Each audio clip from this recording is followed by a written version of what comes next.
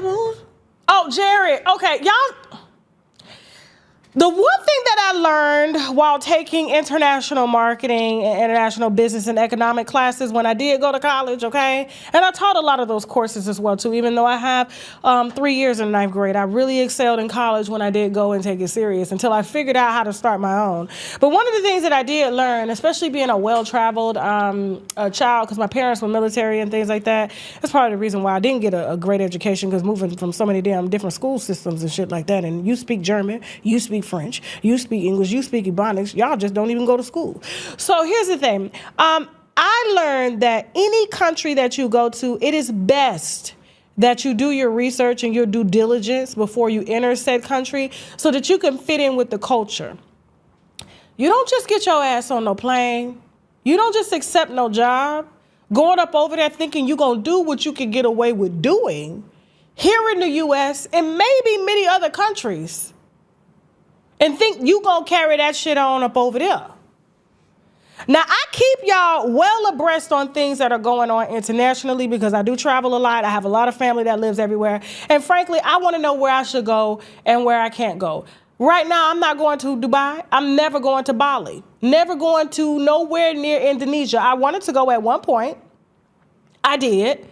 But until they started passing laws on saying that premarital sex was against the law and that they would jail even tourists and Americans for coming in their country and having premarital sex. And I said, don't they got more lady boys than I've ever seen?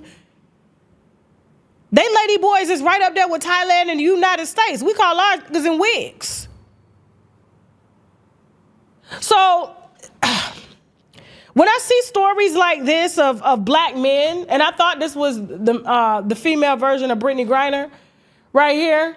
What's his last name? Jared what? Shaw. Jared Shaw. And Jared Shaw is a basketball player that plays basketball in Indonesia, has some issues with playing, of course, because it weighs down on your joints and things like that. Probably trying to pay his bills. He had someone ship him in 23 gummies. And now look what he's facing, the death penalty. Let's go.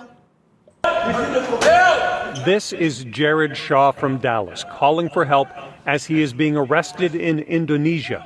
His face blurred by the police taking the video. The 6'10" Carter High School and then Utah State player went undrafted in 2014, but found success overseas, most recently in the Indonesian Basketball League, until his arrest in Tangerang, Indonesia, just outside Jakarta.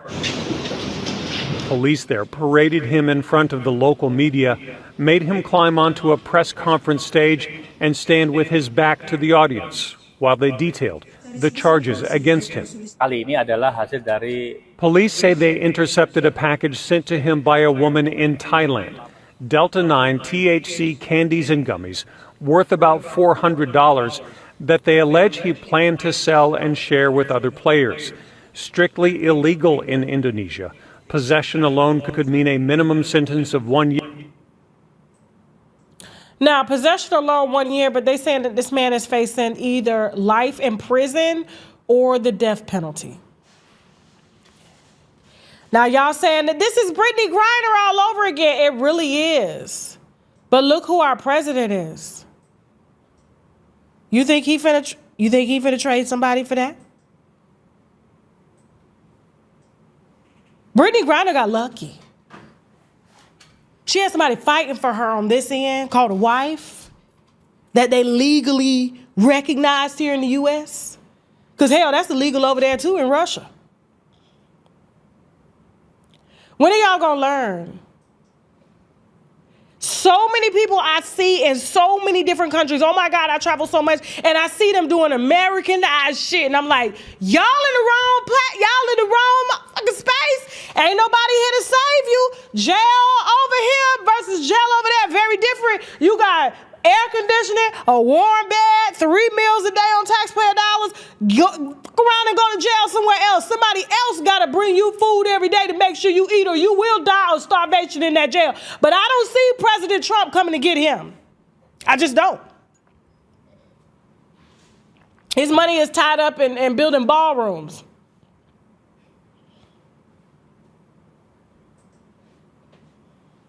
And you know, they mad at the United States anyway for accepting all that money. No, that was Malaysia.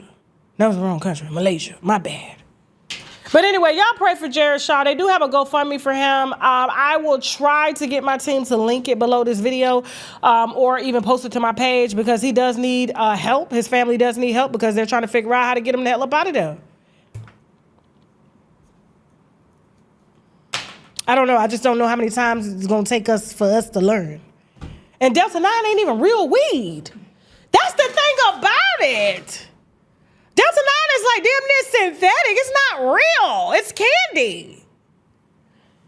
Moving on. True story. I was 37, pregnant, and my ass was on a walker. Why? He took all my damn vitamin D. Now, even though I was taking a prenatal, he took that too, and I was breastfeeding, and he took more. I didn't find out until 3 years later that my vitamin D was so low. I took a test. Here's the test.